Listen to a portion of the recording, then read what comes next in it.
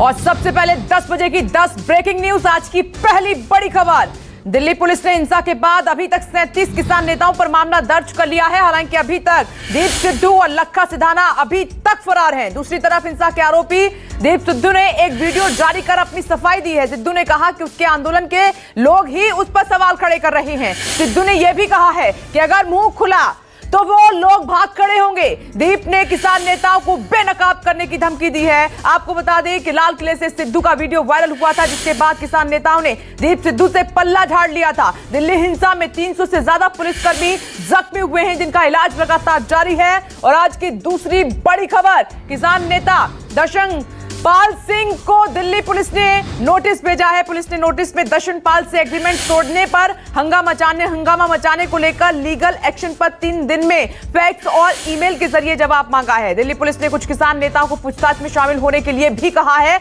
और साथ ही किसानों से यह भी कहा है कि वो 26 जनवरी की घटना को लेकर कोई जानकारी देना चाहते हैं तो दे सकते हैं, रास्ते खुले हुए हैं। वहीं दूसरी तरफ आपको बता दें कि दिल्ली पुलिस ने सिख फॉर जस्टिस के खिलाफ यूएपीए और देशद्रोह की धाराओं में केस दर्ज कर लिया है। सिख फॉर जस्टिस पर लोगों को भड़काने का बड़ा आरोप लगा है। आगे बढ़ते हैं 10 बजे की तीसरी बड़ी खबर का जल्दी से रुख कर लेते हैं।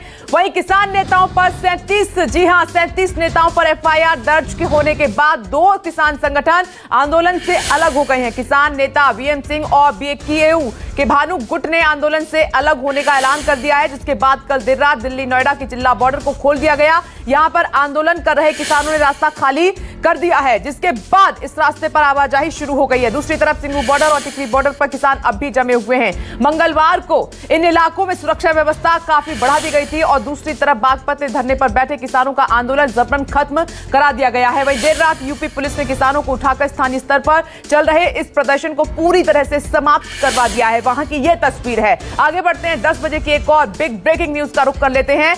किसान आंदोलन का आज 64वां दिन है और कल देर रात दिल्ली यूपी के गाजीपुर बॉर्डर पर कई घंटों तक बिजली कटी रही, अंधेरा छाया रहा, जिसके बाद पुलिस एक्शन के डर से आंदोलन कर रहे किसान नेता रात भर अलर्ट पर रहे, सो नहीं पाए और पुलिस पर बिजली काटने का आरोप लगाते हुए किसानों ने रात भर कड़ा पहरा दिया है। और दूसरी तरफ हिंसा के बाद पहली बार दिल्ली पुलिस ने कहा है कि हिंसा में सभी किसान नेता शामिल रहे हैं। दिल्ली पुलिस कमिश्नर ने आरोप लगाया है कि किसान नेताओं ने विश्वासघात किया है, भरोसा तोड़ा है। इस मामले की जांच एसआईटी करेगी। पुलिस ने साफ कर दिया है कि जो भी हिंसा में शामिल हैं उनके खिलाफ कड़ा एक्शन लिया जाएगा। एक और बड़ी खबर, केंद्रीय गृह मंत्री अमित शाह दिल्ली पुलिस के घायल जवानों से मिलने जाएंगे। आपको बता दें कि मंगलवार को ही हिंसा में 300 से ज्यादा पुलिसकर्मी जख्मी हो गए थे और जिनसे मिलने के लिए खुद केंद्रीय गृह मंत्री आज अस्पताल पहुंच सकते हैं। तो दूसरी तरफ तोड़फोड़ के बाद पर्यटकों के लिए लाल किले को 31 जनवरी तक के लिए बंद कर दिया गया है और ये आदेश एएसआई ने जारी किया है। सूत्रों का यह भी कहना है कि अमित शाह लाल किले भी जा सकते हैं। और अगली बड़ी खबर,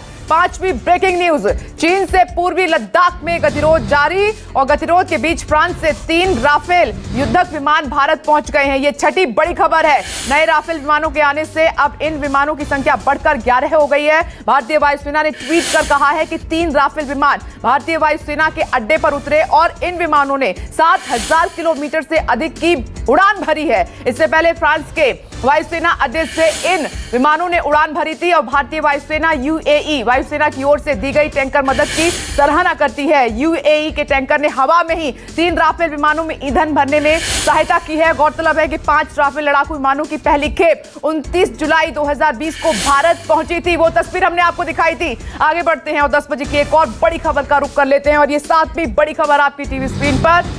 ममता बनर्जी सरकार आज नए कृषि कानूनों के खिलाफ विधानसभा में प्रस्ताव पेश करेगी। कांग्रेस लेफ्ट के समर्थन पर संदेह जताया जा रहा है। पश्चिम बंगाल में तृणमूल कांग्रेस सरकार आगामी 2 दिवसीय विधानसभा सत्र के दौरान एक प्रस्ताव पेश करके केंद्र सरकार के नए कृषि कानूनों का विरोध करेगी। इसके अलावा राज्य सरकार केंद्र से कानूनों को निरस्त करने की मांग भी करेगी और विधानसभा का सत्र के दौरान आज दूसरे हिस्से के दौरान प्रस्ताव को नियम 169 के तहत पेश किया जाएगा। आगे बढ़ते हैं 10 बजे की एक और बड़ी खबर का रुख कर लेते हैं। जी हां, आज प्रधानमंत्री नरेंद्र मोदी दोपहर 12 बजे एनसीसी के एक रैली को संबोधित करेंगे, जिसमें रक्षा मंत्री राजनाथ सिंह, सीडीएस जनरल बिपिन रावत और तीनों सेनाओं के प्रमुख उपस्थित रहेंगे। प्रधानमंत्री कार्यालय से जारी एक बयान में यह कहा गया है कि प्रधानमंत्री नरेंद्र मोदी 28 जनवरी को दिल्ली के करियप्पा ग्राउंड में राष्ट्रीय कैडेट कोर की रैली को संबोधित करने वाले हैं। आयोजन के दौरान प्रधानमंत्री Narendra Modi guard of honour उनको दिया जाएगा। एनसीसी दलों के मार्च पास्ट का निरीक्षण भी करेंगे और एक सांस्कृतिक कार्यक्रम भी देखेंगे। यह है बड़ी जानकारी। आगे बढ़ते हैं, एक और बड़ी खबर का रुख कर लेते हैं। उधर एनएसए अजीत डोभाल ने अमेरिकी राष्ट्रीय सुरक्षा सलाहकार जेक सुलिवन से फोन पर बात की है। अजीत डोभाल ने राष्ट्रीय सुरक्षा सलाहकार बनने पर सुलिवन को शुभकामनाएं दी हैं। विदेश मंत्रालय ने कहा है कि दोनों एनएसए भारत अमेरिका संबंधों को आगे बढ़ाने के लिए मिलकर काम करने पर सहमत हैं। आतंकवाद, समुद्री सुरक्षा, साइबर सुरक्षा, शांति और भारत प्रशांत क्षेत्र में शांति और स्थिरता से जुड़े मुद्दों पर सहमति बनी है। और आज की एक और बड़ी खबर यह है 10वीं ब्रेकिंग न्यूज। केंद्रीय स्वास्थ्य मंत्री डॉक्टर हर्षवर्धन ने कहा है कि देश के 147 जिलों में पिछले 7 दिनों में कोरोना का एक भी केस नहीं आया है और कोरोना के 70% मामले महाराष्ट्र और केरल में हैं।